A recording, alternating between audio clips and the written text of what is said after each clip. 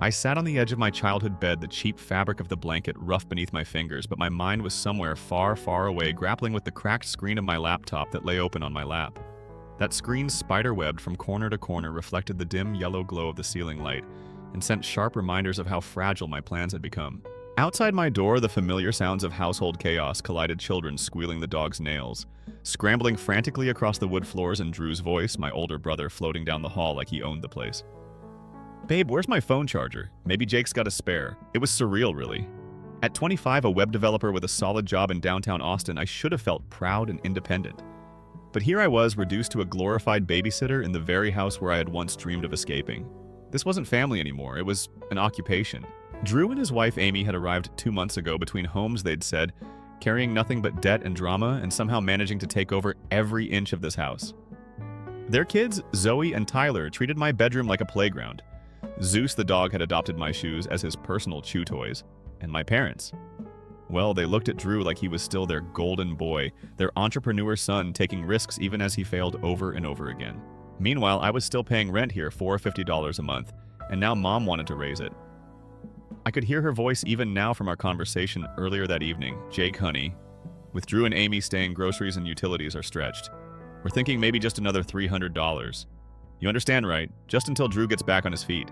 Those words clung to me heavy and suffocating. Just until Drew gets back on his feet. I clenched my jaw at the memory. Drew was always getting back on his feet, except his feet never actually touched the ground. My phone buzzed suddenly, a text from Tara. "You okay? Heard Drew and Amy are taking date night tonight. Need backup." Tara, my one constant friend, the only one who really knew what I was dealing with. Her simple check-in felt like a lifeline. I texted back quickly, "Yeah, apparently I'm the free babysitter too." No sooner had I set the phone down than a sharp knock came at my door. No pause, no waiting for an answer. Mom stepped right in, wearing her familiar request face that really meant decision made. "Jake, honey," she began, twisting the gold ring on her finger. "Drew and Amy are heading downtown Friday. We'll need you to watch the kids." Not a request, a statement, just like always. I swallowed hard, feeling my stomach clench. "I have plans," I said, though we both knew I didn't. Mom's smile faltered just a touch before tightening again. "What plans?" I didn't answer. Didn't need to. It wasn't about plans. It was about respect, something this house had been draining from me for years. That Friday night played out exactly as expected. Drew and Amy out late on Rainy Street, sipping overpriced cocktails while I chased sugar-charged kids through a minefield of spilled cereal and scattered toys. At midnight, my reward for surviving was a puddle in the middle of my room, courtesy of Zeus. And my laptop. My precious laptop, the symbol of every late-night dream and blueprint for my own indie game studio, had been smeared with sticky juice earlier that night. I cleaned it all up in silence, but something inside me had snapped. That battered machine had been my escape plan, my passport out of this chaos. Now it was as cracked and tarnished as my belief that this family would ever change. As I sat there staring at the dent in its aluminum shell, something inside hardened. I was done. Done being their babysitter, done being the reliable backup plan, done being invisible. But the moment I decided to act, Drew's smug laugh rang in my mind, his entitlement so absolute that I knew he wouldn't see this coming. The next morning, the final insult arrived. Amy, in my room, before I was even awake. Her hand was in my desk drawer, rifling through my things. "What are you doing?" My voice was low cold. She jumped. "Oh, I was just looking for tape. The kids want to make crafts." "There's tape in the kitchen drawer," I said sharply. And then Drew appeared right on cue. "Everything okay here?" he asked, faux casual but sharp underneath. She was going through my things, I said, not raising my voice. Drew stepped protectively next to Amy, his tone turning smug. "She said she needed tape, man. Don't make it a federal case." His words, his smirk, his absolute confidence that I would just roll over again. That was it. I stood, my heart pounding, but my mind crystal clear. Not this time. And in that clarity, the thought surfaced a simple, defiant truth. "I am done." As I started packing my things quietly and deliberately, Tara's name lit up my phone again. "You still want that backup?" I smiled grimly. "I'm leaving." But as I zipped my bag shut, I heard the unmistakable sound of my mom's voice from the hallway, and then a knock sharp fast on my door. I froze. Tara's next text came in instantly. "Jake, your brother just called me. He said your mom is on her way to your place right now." My pulse quickened. A chill ran through me, and a visit. That could only mean one thing. This wasn't over. Not by a long shot. The knock came again, firm, impatient, a sound that belonged not just to my mother's knuckles on the door, but to years of unspoken expectations wrapped in that one gesture. I froze for half a heartbeat, then slowly placed my cracked laptop on the bed. Its battered surface glinted faintly in the pale morning light sneaking through the blinds, a symbol of everything I was determined to protect this time. My phone buzzed in my palm, Tara's name again. "Jake, if you need me to come over, just say the word. Don't let her steamroll you." I took a breath, straightened my hoodie, and opened the door. Mom stood there, arms crossed, her lips pressed into a polite but tight smile, the kind she reserved for awkward family reunions and mortgage brokers. Her gaze swept past me, immediately scanning the small apartment, disapproving without words. "Jake, can I come in?" she asked, though it was already clear she would step inside no matter my answer. "Sure," I muttered, stepping aside. She walked in briskly, her perfume, a familiar mix of lilac and judgment, settling into the cramped living room like she owned the space. Her eyes flicked to the single suitcase by the couch, the laptop charger coiled neatly on the floor. "So, this is where you ran off to," she said at last, her tone carefully measured. "I've been worried." Her worry felt like a costume put on too late and too stiff to be convincing. I didn't answer, letting the silence speak. She perched on the edge of the couch as if the faded cushions might stain her pressed linen pants. Then came her opening line, smooth and predictable. "Jake, you've always been the dependable one. Your father and I counted on that. We still do. Family has to stick together, especially when times are hard." There it was. The American ideal twisted into guilt, the belief that family meant unconditional sacrifice, even at the cost of your own sanity. I crossed my arms, leaning against the wall. "Mom, I'm 30 years old. I've been paying rent in that house for years, keeping my head down while Drew failed business after failed business. I watched his kids cleaned up after that dog gave up my space. And what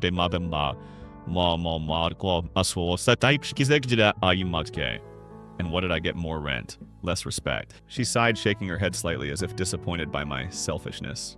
"You're making this sound worse than it is, Jake. Drew just needs some time. And Amy? She's doing her best." "Mom," I interrupted, my voice firm now. Amy was rifling through my desk drawer. "I caught her yesterday morning." Drew dismissed it like it was nothing. "You raised me to respect people's boundaries, didn't you?" Her face softened for a moment, a crack in the facade, but then it closed again. "I'm sure it was a misunderstanding," she said, folding her hands primly on her lap. "Children, marriages, these things get messy sometimes. Children, marriages." As if my battered laptop, my broken privacy, my unpaid labor as their babysitter were simply part of life's mess. "I'm done, Mom," I said quietly but resolutely. Her brows knit together, and that old familiar tactic emerged, a weaponized nostalgia. "Jake, remember when you were 10 and your father lost his job for almost a year? Drew shared his Christmas toys with you so you wouldn't feel left out." I almost laughed. "Mom, Drew broke my first game console because he was angry I got a higher math grade. You told me it was just boys being boys." Her mouth tightened, but before she could launch her next volley, there was another knock at the door. I felt the air shift instantly, my heart rate spiked. She glanced toward the door, then back at me. "Expecting someone?" she asked, her voice honey smooth but edged with suspicion.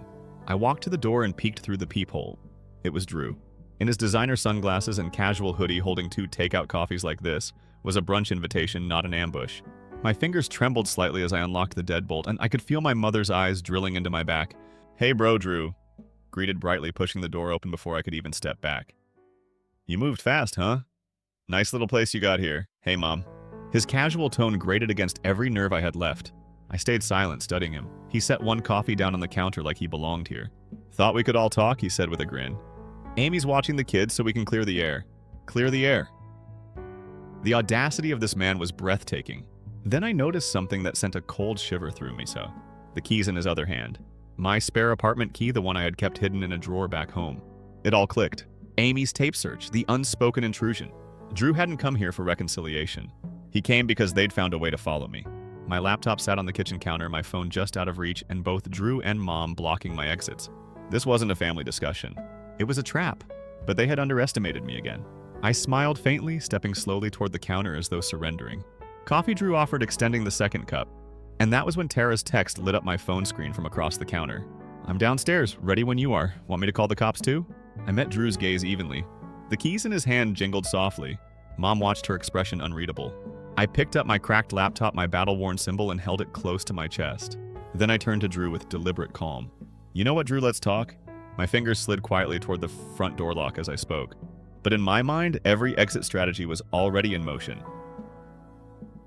The moment I said, "Let's talk," I felt the power dynamic in that tiny apartment shift just slightly, but unmistakably. Drew relaxed his posture, flashing that smug grin he always wore when he thought he was back in control. Mom stayed perched on the couch, legs crossed, elegantly studying me like a teacher waiting for a student to fail a pop quiz. But inside, I was already 5 steps ahead. I gently placed my cracked laptop on the counter, my fingers brushing its battered cover almost tenderly as if to remind myself why I was here, why I wasn't going to let them bulldoze me again. Drew stepped closer, leaning casually against the edge of the kitchen island. "Look, bro," he began, tone dripping with false warmth. "We all overreact sometimes. You needed space, I get that. But you running off like this, not cool, man. Not fair to Mom, not fair to Amy or the kids." His voice was smooth, practiced the voice of a man who could sell failure as bold entrepreneurship, a voice that had charmed our parents for years. Jake, Mom chimed in, her tone soft but cutting. "We're family. You leaving so abruptly without discussing it hurt everyone. We're here because we care." That word care landed like a slap. My pulse hammered in my ears as I reached for my phone. The screen was still lit, Tara's text glowing like a lifeline. "But They didn't know she was right outside. I gave them nothing in return, no emotional reaction, no raised voice, just measured calm. "Coffee smells good," I said lightly, stepping around Drew and toward the front door. "Why don't we have that talk outside? It's a beautiful day." Drew narrowed his eyes, sensing that I wasn't falling back into the script he expected. "Come on, man," he scoffed. "What's this about? Why the attitude?"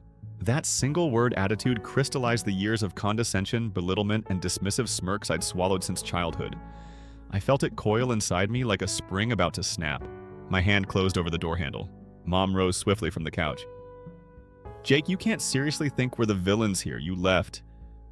We're just trying to understand why you're blowing this out of proportion." Blowing this out of proportion. The familiar gaslighting burned hotter than the July sun outside. "Mom," I said, voice low and deliberate. "You raised me to believe that hard work mattered, that boundaries mattered. You taught me to respect people's property and privacy. Did any of that apply when you asked me for extra rent to fund Drew's chaos? When you handed my room over to his kids? When Amy went through my desk drawer?" Her lips parted as if to argue, but I held up a hand. "And Drew." I continued, turning to him slowly. "You brought your whole circus into my life. You turned my quiet home into a daycare without asking. And now you're here in my apartment using a spare key you stole from me. You think this is normal?"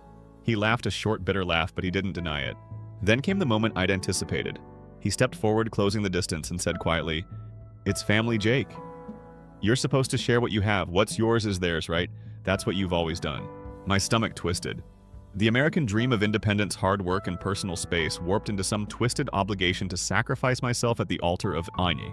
I smiled faintly, unlocking the deadbolt with a smooth click. And then I opened the door. Tara was right there. Her eyes met mine, instantly steady and clear.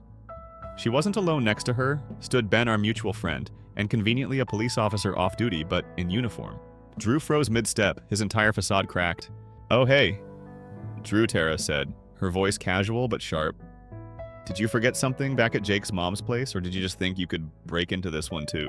Ben gave a slight nod of greeting, his hand resting on his duty belt, utterly calm but unmistakably authoritative.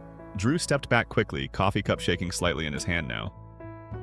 Mom stiffened on the couch, her mask of concern faltering into something far closer to panic. "I'm sorry," Drew stammered. "We were just checking on Jake." Ben raised an eyebrow. "With a spare key he didn't give you?"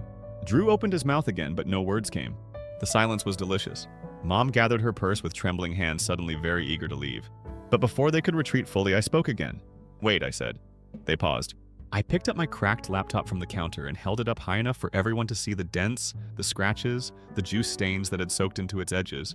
"This," I said clearly, "is the last thing you people get to damage. A symbol, my symbol, of freedom, of boundaries reclaimed." Drew muttered something under his breath, but Ben took a casual half step forward, and that was enough. He shut up quickly. I stepped aside, holding the door wide now. "Goodbye, Drew. Goodbye, Mom." They filed out awkwardly. Drew glaring at Tara as he passed Mom, avoiding my eyes entirely. But as they reached the hallway, Drew turned back one last time. "You'll regret this," he said, voice low and bitter. "Family's family, Jake. They always come back around." I met his gaze without flinching. Not this time. The door clicked shut behind them, the lock sliding into place with a satisfying finality. I let out a long breath I hadn't realized I was holding. But before I could even enjoy the quiet, Tara's phone buzzed sharply, and her face tightened as she read the screen. She looked up at me, serious now. "Jake, you need to see this." She turned the screen toward me. It was a message from Amy. Just 2 words. "Legal notice?" The words glared at me from Tara's phone screen. Legal notice. 2 simple words that carried the full weight of a new battleground. For a moment, I just stared, heart-pounding, brain-whirring to catch up. My mouth went dry as I replayed everything that had happened over the last 48 hours, my cracked laptop, the puddle in my bedroom. Amy's intrusion into my desk drawer, Drew's entitlement, my mother's casual betrayal. And now, this. Tara's voice broke through the fog. Jake, breathe. I exhaled shakily, lowering the phone. She's bluffing, I muttered, though I didn't quite believe it. Tara raised an eyebrow, crossing her arms as she leaned against the kitchen counter. Maybe, but people like Amy, they know exactly how to weaponize appearances. She doesn't have to be right. She just has to make it messy for you. That hit me harder than I wanted to admit. Drew and Amy had played this game for years, charming my parents, spinning stories, creating distractions while shirking accountability. It wasn't far-fetched to think they would twist this situation into something that made me the bad guy yet again. And puss. Yahoos! The American system. It rewarded those who played it loudest. I sat down heavily at the tiny kitchen table, my laptop in front of me like a battered soldier awaiting orders. Its cracked screen reflected my face back at me, tired, angry, determined. What could they even sue me for? I asked more to myself than Tara. Abandoning unpaid babysitting duties? Refusing to house them rent-free? Tara didn't laugh. She knew this wasn't funny. They don't have to have a case, she said gently. They just have to scare you enough to come crawling back. A fresh wave of nausea rolled through me. This wasn't just about Drew or Amy anymore. It was about a family culture that had treated me like a utility rather than a person. A knock at the door jolted both of us. My pulse spiked, but when I opened it, it wasn't Drew or Mom or Amy. It was Ben, the off-duty cop and friend who had stood at my side just hours earlier. He lifted a hand in a casual wave. Sorry to drop in unannounced.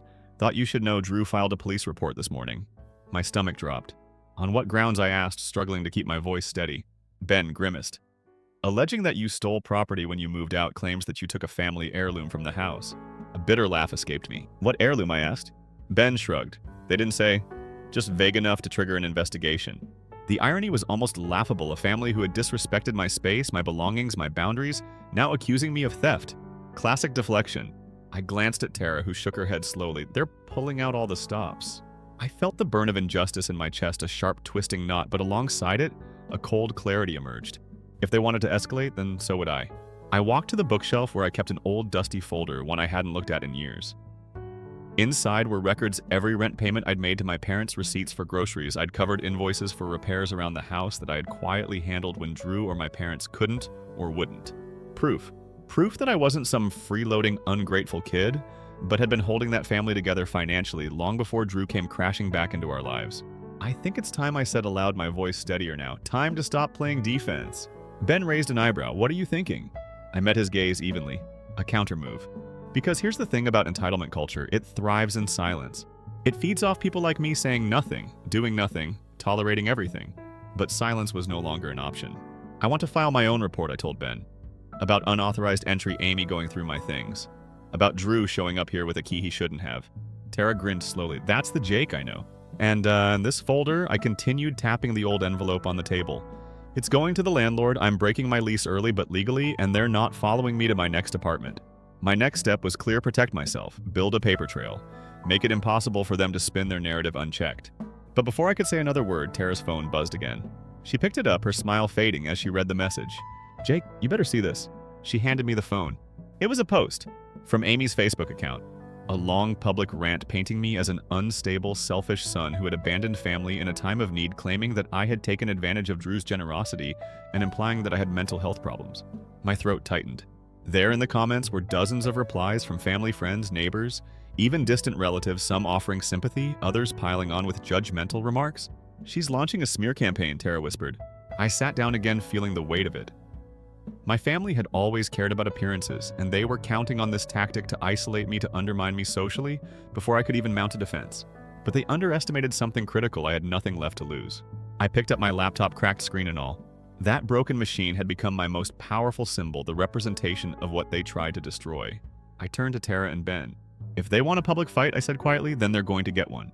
Ben smiled faintly. You sure you're ready for that? I met his gaze evenly. Ready. But as I opened my laptop to begin documenting everything, every receipt, every text, every unwanted intrusion, there was one more ping on Tara's phone. Her face went pale as she read it. It's your dad, she said slowly. He's siding with them. The words felt like a punch in the gut. He's siding with them. Tara's voice was gentle, almost cautious, but the message it carried hit me harder than all of Drew's arrogance and Amy's lies combined. My dad, the one person I thought would at least stay silent even if he couldn't defend me, had chosen a side. And not mine. I sat back in my chair, staring at the dim screen of my battered laptop, unable to move for a long moment. My heart thudded in my chest, but colder now, a dull ache instead of anger. There it was again, that cold truth I kept refusing to accept. The idea that family, the very institution I had sacrificed so much for, was not going to rescue me this time. Tara knelt beside me, squeezing my arm gently. "Jake," she said, her voice low and steady. "He's parroting Amy's story. Look."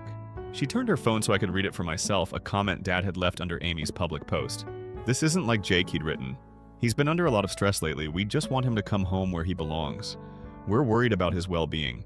That last line stopped me cold. We're worried about his well-being.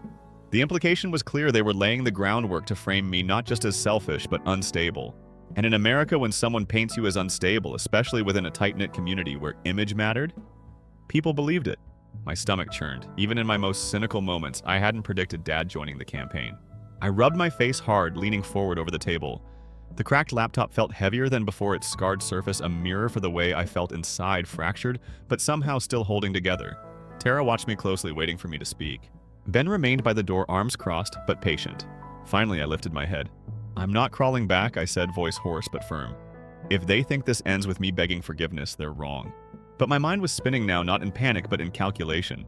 "This isn't just family drama anymore," I continued. "This is character assassination. And if they want to wage this publicly, I'll respond publicly." Tara's eyes gleamed. "You're thinking about going online?" I nodded. "Not a rant, not a sob story. Facts," I said. "Receipts, screenshots, proof of the rent I paid, the babysitting hours I gave up, the damage they caused, the boundaries they violated." Ben spoke for the first time in minutes. "Careful, Jake," he warned gently. "Once you put this out there, it's hard to walk it back." But that was exactly the point. "I don't want to walk it back," I said. I turned the cracked laptop toward me, powering it up. The damaged screen flickered but held another symbol I realized of resilience despite scars. While it booted, Tara helped me organize my old folder of records. Rent receipts, text messages from Mom about money for groceries until Drew gets back on his feet, even screenshots of Amy messaging me casually about watching her kids for a couple of hours that routinely turned into entire weekends. Every document became part of a larger puzzle, a quiet record of years of one-sided sacrifice. But as we worked, another thought hit me, a deeper, more cutting one. Dad, why had he really chosen to speak up now? A memory surfaced, unbidden, Dad and Drew talking in hushed tones in the garage the day before I moved out. Their laughter when they thought I wasn't listening. Dad patting Drew's shoulder like a co-conspirator. A chill ran down my spine. It wasn't just loyalty to Mom. Dad might have known, maybe even encouraged this entire play. The smear campaign, the legal notice bluff, the police report. A family legacy built on appearances, maintaining the image at any cost. That realization gave me clarity. "They'll twist this," I said quietly, mostly to myself. "They'll make me look like the unstable one. But not if I get ahead of it." Tara reached out, touching my shoulder. "Then let's get ahead of it." The next hours blurred, scanning documents, organizing timelines, drafting captions that were calm and factual. No anger, no accusations, just facts.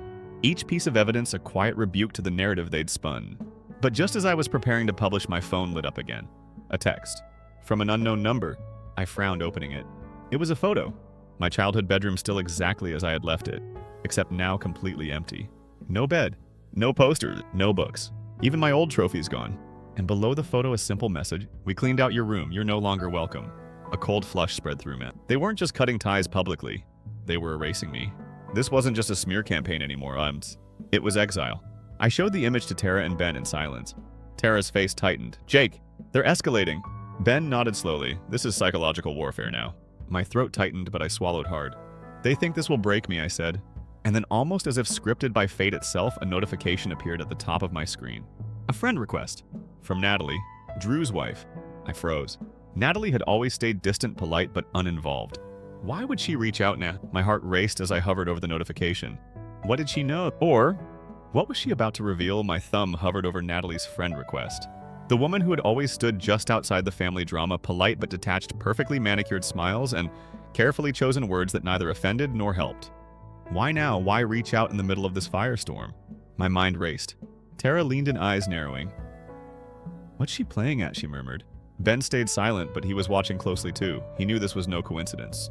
I tapped accept, my pulse thudding in my ears, and almost instantly a message popped up. It was short, direct. "Jake, I know everything. Please call me. 911. A chill rippled down my spine. I swallowed hard and called her immediately. Her voice answered on the first ring, quiet, almost shaking. "Jake, thank you for calling. I'm sorry to contact you like this, but I didn't know who else to trust." My fingers curled into a tight fist as I sat down at the table, leaning forward. Tara perched across from me, listening carefully without speaking. What do you mean everything? I asked. Natalie took a shaky breath. The Facebook posts, the police report, your dad siding with them. Jake, none of this is random. Drew planned it all, for weeks. Her words hit like a freight train. I stayed silent, letting her continue. Drew's been drowning in debt, she whispered. Way more than anyone knows. He maxed out credit cards, took out loans against the house. He was counting on you staying there so he could convince your parents to sell part of the property, claiming it was to help you both and then pocket the money to cover his debts. I felt my stomach drop, cold sweat gathering at my temples. Natalie's voice cracked. But when you left, that ruined his plan. So he's trying to break you publicly, force you back, or at least destroy your credibility so no one would listen if you told the truth. My fingers gripped the cracked edge of my laptop tighter. A tangible reminder that Drew's betrayal had always run deeper than inconvenience or entitlement. This wasn't just about a couch to crash on. It was financial manipulation. It was predatory. Tara's eyes widened as she listened too, her hand reaching out to squeeze my wrist gently, a grounding gesture that kept me from tipping into full panic. I took a deep breath, speaking carefully. Why are you telling me this, Natalie? Why now? There was a pause. Then, because... I'm done covering for him, she whispered. I didn't know the full extent until this week. I went through some of his files after the way he stormed back from your apartment. The lies, Jake, it's worse than you think. The image of my dad and Drew laughing in the garage surfaced again, sharp and sinister now with this new context. It was all connected, my rent payments, the lectures, the manipulations, Amy's intrusion into my drawer. They'd all been playing a part in Drew's scheme. I'll testify, Natalie said suddenly, her voice firmer now. If this goes legal, I'm done protecting him. I have copies of the documents. I leaned forward, gripping my phone tighter. What kind of documents? Bank statements? Private messages between him and your parents. Even notes where he was planning what to post on social media to smear you if you didn't cooperate. My breath caught in my throat. This wasn't just family dysfunction. It was a conspiracy. And she held the receipts. Can I send them to you, Natalie asked, her voice breaking slightly. Yes, I said immediately. Send everything. A moment later, notifications began pinging on my phone, photo after photo, scan after scan. Evidence. Proof. Tara sat up straighter as she saw what was happening, her eyes meeting mine with a flash of fierce pride. You've got them now, Jake, she said quietly. I swallowed hard. Natalie spoke again, voice soft but resolute. Jake, you're going to win this. I'm sorry it took me this long to act. I exhaled slowly, the first breath that felt remotely clear all day. Thank you, I whispered. You didn't have to do this, but you have no idea how much this means. But before I could say more, before I could begin drafting my response or planning next steps, another ping hit my phone. A message. From my dad. Just 4 chilling words. Call me now alone. I froze. The air around me felt heavier, tighter. Tara saw my face pale and leaned in. What is it? I held up the phone. Ben stepped closer, too alert now. Call him, Tara said softly, but put it on speaker. I hesitated. But my dad wasn't a man who asked things twice. And if he was messaging me directly, that meant he knew Natalie had flipped. My thumb hovered over the call button. In that split second before I pressed it, one final notification appeared. From Drew. An email. Subject line, your move, Jake. And attached, a scanned copy of a formal eviction notice. For my parents' house. Filed that very morning. My childhood home. Their safe place. Officially severed. I met Tara's gaze, my heart pounding. This just became a war. I stared at my phone, thumb hovering over the call button. Dad's message was terse and cold, and call me, now alone. It felt like a demand, not an invitation. A last attempt to exert control in a situation that was spiraling out of his reach. And that eviction notice from Drew, the cherry on this bitter cake. Tara placed a reassuring hand on my shoulder. You don't have to do this alone, Jake. But deep down I knew. I did. This call wasn't just about logistics or appearances. It was about the final unraveling of everything that had held me tethered to that family. And I needed to hear what Dad had to say with no interference, no filter. Just listen in, I whispered to Tara and Ben, sliding the phone to speaker, but holding it close enough so they could catch every word. I tapped call. He answered immediately, his voice low and deliberate, eerily calm. Jake, you've made quite the mess. That tone. Not anger, not disappointment. Control. He was still trying to dictate the narrative. Dad, I know everything I said, skipping pleasantries. Natalie told me about Drew's debts, about the scheme to get the house sold, about how you planned to frame me. There was silence on the other end, just long enough to confirm that he wasn't shocked. Just long enough to confirm that Natalie's revelations were true. Finally, he spoke, carefully measured. It's not as simple as you think. Family obligations. Jake, they're complicated. A bitter laugh escaped my throat. You mean loyalty, I shot back? Your version of loyalty where I pay, I clean up, I sacrifice while Drew burns everything down and walks away unscathed. His sigh came across the line heavy and theatrical. You were always so rigid, so self-righteous. We did what we had to do, Jake, to keep the family afloat. There it was, the warped logic that had governed my entire life. A system where my hard work was expected and Drew's failures were excused as taking risks. I could almost see him standing by the kitchen window at home, arms crossed, voice low and reasonable, while he said unforgivable things. I clenched my jaw. You're justifying Drew stealing from all of us, I said. Lying, manipulating, and now you're helping him smear me publicly. His next words were colder, sharper than I expected. Jake, walk away from this quietly and I can convince Drew to drop everything. No eviction, no police report.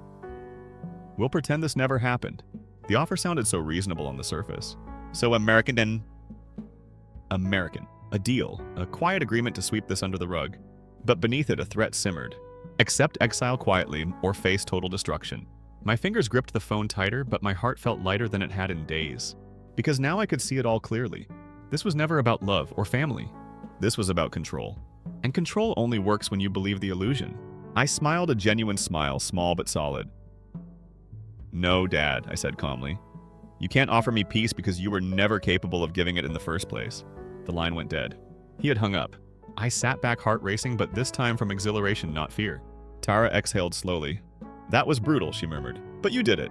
Ben gave a short nod approving. But I wasn't done. Natalie's documents were still coming in, bank statements, showing staggering debts, emails between Drew and my parents, laying out their plan to portray me as unstable, even notes on which family friends to contact for supportive comments.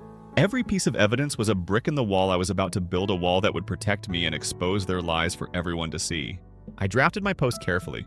No anger, no mudslinging. Just receipts. Just the truth. And my cracked laptop, my symbol of perseverance, was the photo that accompanied it.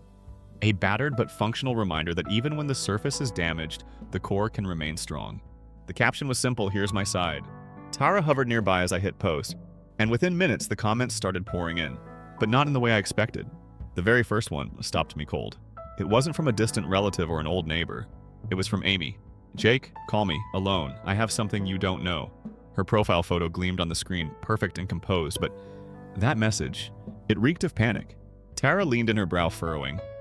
That's weird. She's never reached out directly before. Ben frowned, two arms crossed. A sick twist churned in my gut. What did Amy know? What that even Natalie didn't? And why was she reaching out to me now after everything? Before I could answer that question, my phone rang again. Unknown number. But this time, it wasn't Drew or Mom or Dad. It was a law firm. Story 2. You will be placed in foster care. I can't look after all the kids, my mother remarked. To help her deal, my sister was given a brand new automobile and was allowed to stay. I refrained from arguing. I just responded, understand. She begged to accept me back when a lawyer handed her one paper 3 days later. Leah is my name. I am 14 years old. Middle child. It essentially sums it up. You live your life juggling the concerns of others, such as furnishings.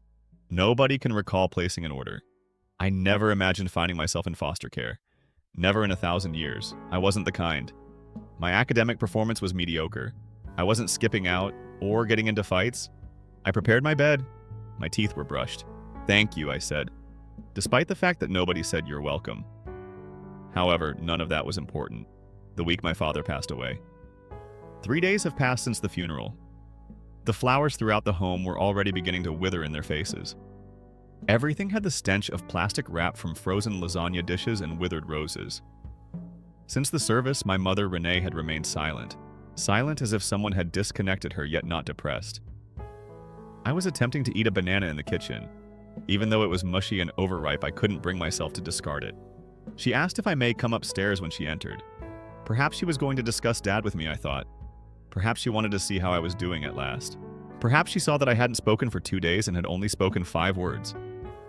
Like she was getting ready to give news, she folded her hands in her lap and perched on the edge of her bed.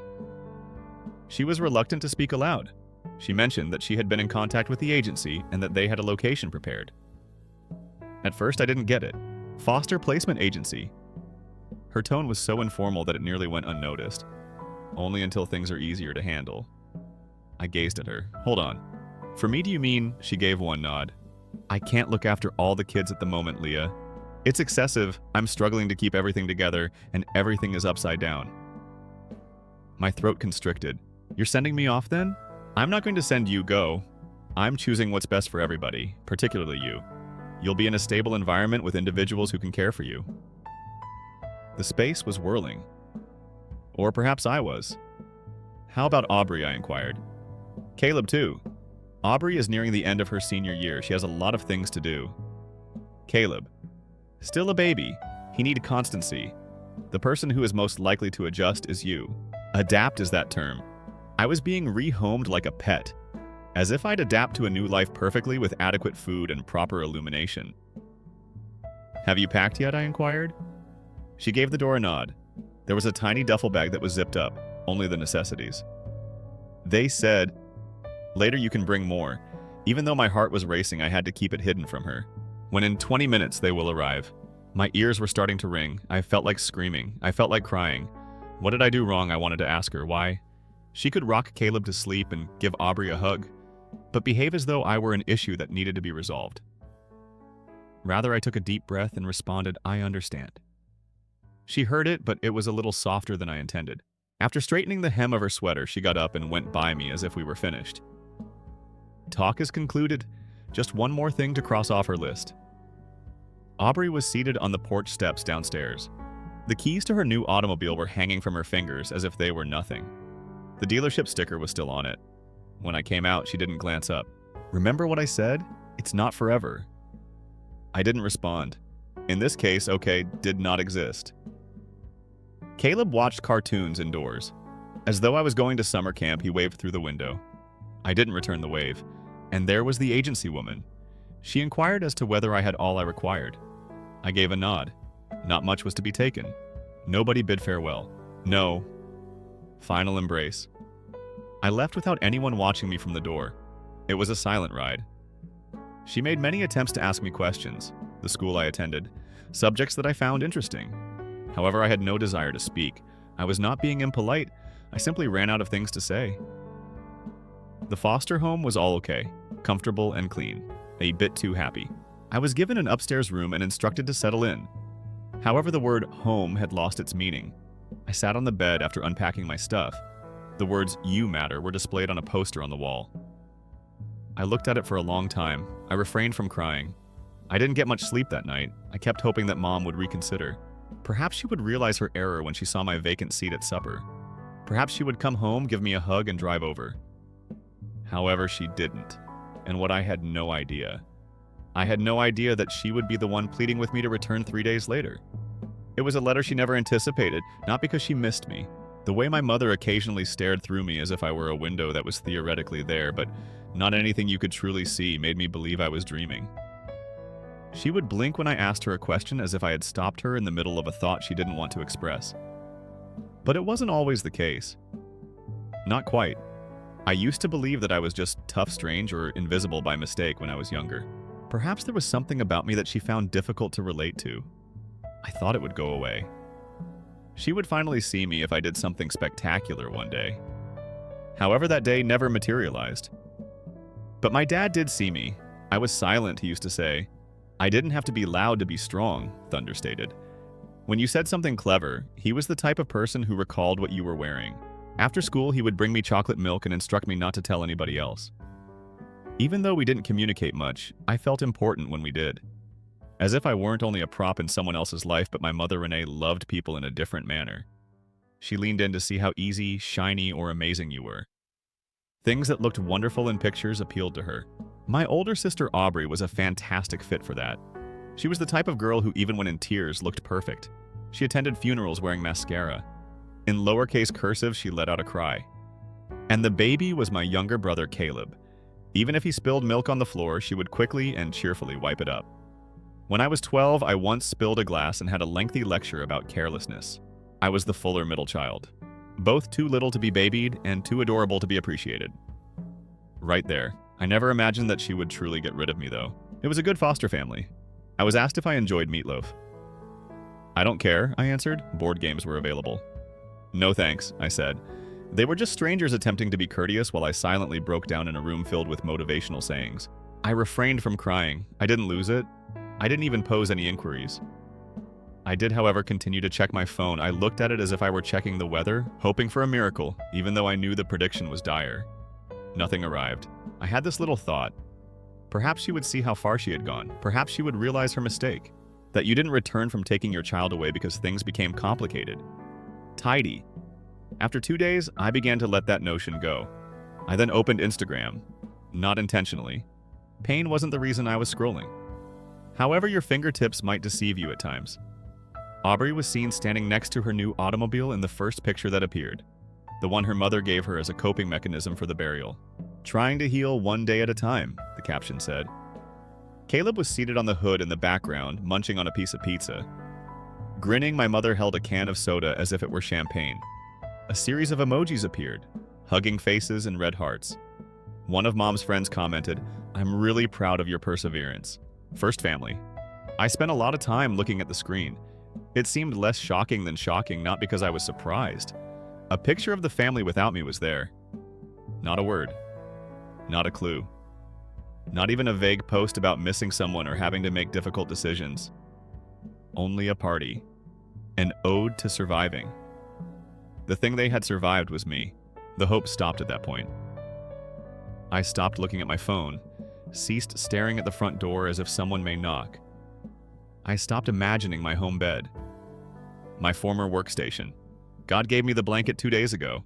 I was finished. It wasn't nearly as painful as I had anticipated. That was not the case. Like discovering you're no longer swimming when submerged. Simply floating. Avoiding drowning. Not engaging in combat. Simply letting go. I met the social worker after school the next morning. "There's something you have to be there for," she added. "It has to do with your father's wishes." I blinked. What is he? His property? A will reading. The attorneys particularly requested you. I remained silent for a while, simply nodded. Why they needed me there was a mystery to me. Perhaps there was something emotional, I thought.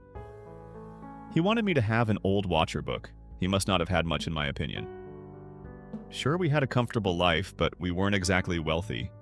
Every time my mother pretended that we were barely keeping up. It was always a conversation whenever I needed new sneakers. The following day, the foster mother took me to the lawyer's office. He attempted to find out how I was doing. I claimed to be all right. She didn't push. I spotted them all as I entered the waiting area. Mom wearing a crisp black jacket. Beside her is Aubrey in something that seems designer. With a tablet, Caleb cuddled up on a chair. Instead of a wall reading, they appeared to be there for a brunch reservation. I remained silent as I stood close to the entrance. When Mom spotted me, she glanced up. A little crack appeared on her face. Uncertainty perhaps, but not enough to be labeled guilt. The attorney emerged and beckoned us inside. The sight of me did not appear to surprise him. Everybody sat. My mother was on the opposite side of me. She avoided looking at him. I'm here today to read the final will and testament of Mark Edward Markham. He began opening a folder. Leah Rose Markham is to inherit the whole inheritance, including the house bank accounts and personal belongings. Aubrey's jaw fell wide when the room's atmosphere altered. Once then, twice, Mom blinked. Caleb continued to tap his tablet. Mom responded, "Pardon me," her voice already breaking. The attorney remained unflinching. It is outlined in detail. Leah has been left in charge of everything, only heir. She is 14, though. I am aware that arrangements for trust administration and temporary guardianship have been made. However, the will is legitimate. She glanced at me, then gave me a serious look. I returned the glance. I was unable to identify the thing behind her eyes. Perhaps fear or insight. In real time, the math is falling into place. I remained silent. I didn't have to. I've never done that before in my life. The girl missing from the picture wasn't me. They had to take a new one because of me. I didn't talk to the lawyer, my mother, or anybody else after the reading. I completed the required paperwork and walked out of the building feeling as though my name was still being read aloud repeatedly, a numb, echoing sensation in my chest. I, Leah Rose Markham, had been deleted a few days prior, and now all that mattered was my name. When I got out of the car, the foster mother was already there. "How did it go?" she inquired. She didn't push when I told her it was strange. To be honest, I doubt she was interested in finding out. I had trouble sleeping that night. As I laid in bed, I thought about my father and how he had seemed the last time I saw him. Calm yet frail, as if he had already let go. Near the end, he didn't say much, but when he did, it was always significant. I recall him telling me that people underestimate your strength. I assumed he was referring to instructors at the time. Or maybe my mom? I didn't know he meant everyone. The next morning, the social worker came by with an envelope. I opened it in my room alone. The handwriting was unmistakable. His, my father's, keen, a touch crooked from his rigid hands but stable. He started by stating he was sorry, nor for being sick nor for dying, but for not saying something sooner. For having me grow up believing I was merely someone to tolerate instead of someone who was really wanted. He says he found out when he was in the hospital. There had been some kind of mismatch with blood types when he needed a transfusion. One exam led to another. Secrets that he had likely been ignoring for years now became clear. He had only one biological kid. Aubrey, not me, not killed. Only me. He claimed to have kept it a secret since he was aware of the consequences for the family. He claimed he was worried Renee would distort it if he challenged her. Turn it against me, or worse. Remove me from his life completely. So he made preparations and remained silent. He wrote, "I wish I'd had more time. I ought to have informed you earlier. I apologize for not doing so. I only wanted to let you know that I always noticed you. And you have my admiration. I hope this gives you something that I was unable to provide while I was here." I gripped the folded letter as if it may disappear if I released my grip. Something inside of me split open a little, but I didn't weep. Renee arrived at the foster home later that day. I have heard her before. She was trying to appear genuine during the hostage discussion, and I saw that she was giggling too loudly in the front doorway. Leah. She gave a call. "Can we discuss, darling?" Leaning on the banister, I went downward. She appeared polished as though she had rehearsed in front of the mirror. I recognized the tote bag she was carrying from her sorrow brunch ensemble from a few days prior. "May I enter?" The foster mother gave me a glance. When Renee entered the living room, I nodded as if she were entering a stage. She started, "I've been thinking. I only want you to know how much I cherish you. You've always been adored by me. I simply felt overburdened. We were all in mourning." I remained silent. Her smile widened somewhat. "There is yet time. You are welcome to return home. This is something we can resolve," I inquired, since I now own the house. For a brief moment, her expression wavered. "It's unfair," I responded. "Neither was foster care." She took a cautious seat. "You're upset. I understand. However, I was under pressure. I was at a loss for what to do." I cocked my head. Giving up the one child who wasn't having tantrums or causing auto accidents was the answer. That made her wince. "Aubrey has experienced a great deal." "Yes, it must have been difficult, all that purchasing for sadness." I briefly questioned whether she was truly apologetic as her eyes began to well up. However, she went on to say that we could travel anywhere and do anything. "We can remodel if you would like a new room. Just give it a name if you want a journey. After all, the money belongs to you." That was the true reason I got up and went to the corridor. "Leah, you should go." I said, "You left me first. Now that it's convenient, you want to fix it. I am not a visitor. Give it to the estate. You gave me away, and I'm your daughter." I didn't wait to hear her next excuse, but she opened her mouth again. I returned upstairs, shut the door, sat on the bed's edge, and took a deep breath. I assumed it was over, but he returned the following day. Uncle Nate, the younger brother of Dad, the enjoyable one. The one who allowed me to stay up late when he came to visit and who gave me strange birthday presents. He had no children, no real obligations, and lived across the nation. Just a large heart, a loud laugh, and a cluttered abode with half-dead plants and vintage music. He was the person you contacted when you needed an escape, but not when you needed structure. For the first time in his life, he was standing on the doorstep with a duffel bag and a nervous-looking smile. He said, "They wouldn't let me see you right away." Since learning that I had to come, I had been phoning every day. I arched an eyebrow. "Are you aware of the will, what will sincerely perplexed?" he asked. I paused at it. "You're not sure?" It sounded strange when he laughed. "Someone informed me you were tossed into the system, so I flew in, kid." There was nothing else I knew. "Are you all right?" I gazed at him. He appeared worn out, frightened, and solemn. "I won't tell lies." He rubbed the back of his neck and remarked, "I never imagined I'd be anyone's guardian. I've failed at keeping houseplants alive for the most of my adult life." He gave me his whole attention. "However, I couldn't just sit there after learning where you were and how it happened. I don't have a grand scheme. I try, but I'm not even sure if I'm what you need." That was what he desired. I make an effort. Then it became quieter. For the record, I had no knowledge about the well. For a moment, I'm not here for it. I was at a loss for words. It was like touching a hot furnace to trust anyone after everything. However, there was something in his voice that I had never heard before.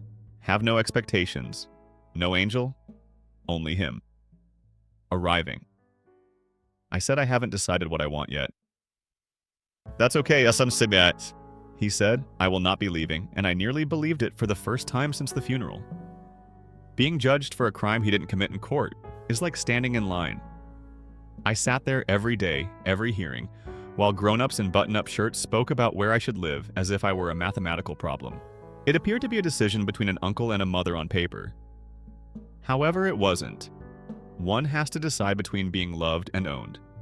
The lines, however, were less distinct from the outside than I had anticipated. Renee. Apologies, my mom was making a lot of effort. She arrived wearing subtle pearl earrings and pastel shirts. She shed tears at the appropriate times. Leah has always been sensitive, and I have always loved her, they said. And it was successful. People wanted to believe her, or they did. For the first time in his life, Uncle Nate, however, was making an effort to be taken seriously.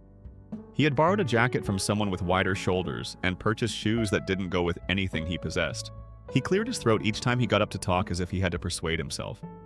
He told the judge, I don't see her as a project.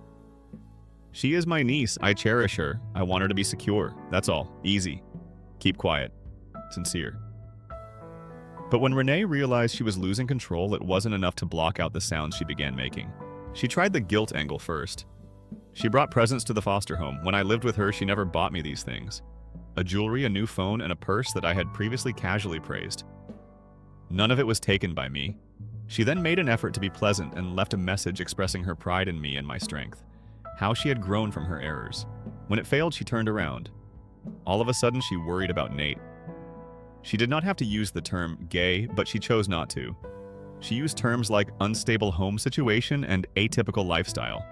Then she took a worse action. Screenshots of Nate at a pride celebration began to circulate. Many years ago. Cropped for a provocative appearance. In one photo, he was holding a cocktail while naked and covered in body paint. It wasn't improper. It wasn't much, but if someone was already searching for an explanation, it was enough to raise questions. Additionally, a fuzzy picture appeared of a person who could have been half Nate's age hugging him. He was questioned about it by the court. Nate did not recoil. I'm gay, he declared. I've never kept that a secret. I have never put Leah in danger, and I never will. The person who posted these pictures is aware that they have been altered. When he said that he didn't even glance at my mother. However, when I did, she gave me a look as if we were still playing the same game. As if I was still too young to recall her actions from 3 weeks prior. As if she hadn't already decided to lose me, as if I hadn't been sent away in quiet. However, it was the problem. I was no longer little. I asked Need whether it upset him that evening. The way they misrepresented the facts. After he paused, he shrugged. It makes no difference what people think. What you do is all that matters. I remained silent. I simply nodded. However, something settled within of me. It was worse at the following hearing. A character witness from her church was brought in by Renee, and she talked about how devoted she had always been as a mother, how troubled I had been lately, and how I had always been a bit reserved. It was subtly done. Poisoned sugar that has been polished. I didn't show it, but my hands were shaking beneath the table. I stood when they allowed me to speak. I said I'm not withdrawn, I'm not bothered. Simply put, I was never desired. Not at all. The room was silent for a moment. When I was taken away, I was told I was strong. They promised me it was only temporary. After that, I saw my family share joyful vacation pictures without me. Silently, I was sent away. But I suddenly matter now that they stand to gain anything from it. I gave my mother a direct look. I will not return. I'm not an error to correct. I'm not a sentimental wallet. I am a human being. And the one who picked me first is the one I'm picking. Before he discovered my possession. Before I was even aware of it. For once, the room was silent. There was only the truth, no performance, no counter-argument. After that, everything happened fast. Final evaluations were ordered by the judge. They discovered that the pictures had been altered. It's obviously an attempt to undermine Nate, but nothing illegal. Everyone knew, but the source was not identified. She made no attempt to refute it. The judge was calm and collected throughout the last hearing. We think placement with Mr. Nathaniel Markham is in your best interest, she added, glancing at me. Yeah. Guardianship is granted with immediate effect. I refrained from crying. Neither did Nate. But I clung to my hand like a lifeline when he reached across and gripped it beneath the table. Later, Renee came up to me outside the courthouse. Leah, she said, this is not required of you. You still call me Mom. I gave her a glance. Did you really look at her? No. When it was opportune, I claimed that you were my mother. The two are not the same. After that, she didn't follow me. I didn't rejoice with Nate. After returning home, we ordered the Chinese cuisine and sat on the new location's floor, which was filled with boxes and mismatched furniture. Furthermore, the strange yellow couch I chose wasn't elegant. Although it wasn't flawless, it belonged to us. Let's fast forward several weeks. I took a little envelope from him. He responded I was going to wait. However, I believe you're prepared. A key to the old house was inside. My home, the one she misplaced. They are presently living elsewhere. We're renting it out, he added. It's in your name, though. The trust owns it. You are not need to reside there. It is not necessary for you to look at it. However, it belongs to you and cannot be taken away. It was a long time before I spoke, simply kept the key. I later discovered Dad's letter once more. Go across the final line twice. I hope you get something from this. Yes, it did. The house, not the money. However, this. Being aware that I wasn't insane for feeling unwelcome. It is comforting to know that someone saw me completely and yet thought I was valuable. At last I have someone who comes to me. They do it because they want to, not because they must.